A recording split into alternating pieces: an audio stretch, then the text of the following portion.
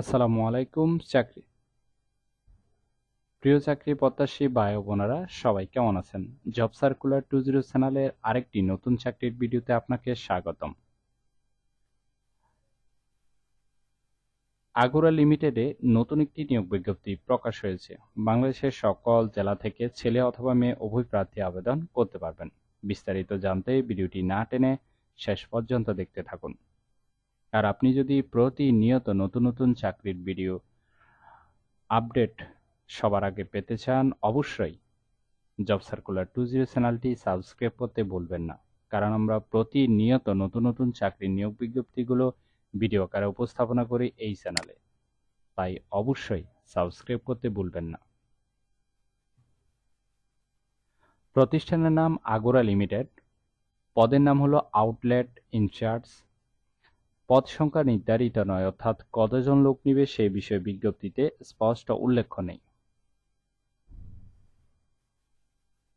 আবার চাকরির ধরন ফুল টাইম, কর্মক্ষেত্র অফিসে, প্রার্থীর ধরন নারী পুরুষ উভয় আবেদন করতে পারবেন। বয়সসীমা কমপক্ষে 26 বছর। কর্মস্থল চট্টগ্রাম অথবা ঢাকা।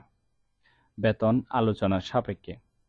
অন্যান্য সুবিধা: চিকিৎসা ভাতা, প্রভিডেন্ট ফান্ড, গ্র্যাচুইটি, প্রতি বছর বেতন পর্যালোচনা, বছরে 2টি উৎসব বোনাস ইত্যাদি সুযোগ সুবিধা দেওয়া হবে।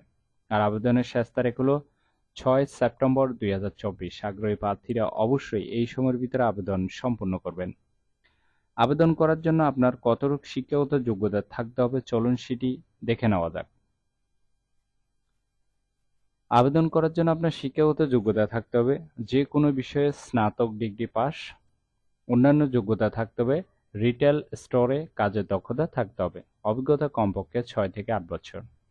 আশা করি নিয়োগ বিজ্ঞপ্তিটি বিস্তারিত বুঝতে পেরেছেন। ভিডিওটি ভালো লাগলে অবশ্যই একটি লাইক করে আপনার বন্ধুদের কাছে বেশি করে শেয়ার করুন এই ভিডিওটি, কারণ আপনার একটি শেয়ার অন্য কারোর অনেক উপকার হতে পারে, তাই শেয়ার করতে ভুলবেন না ভিডিওটি।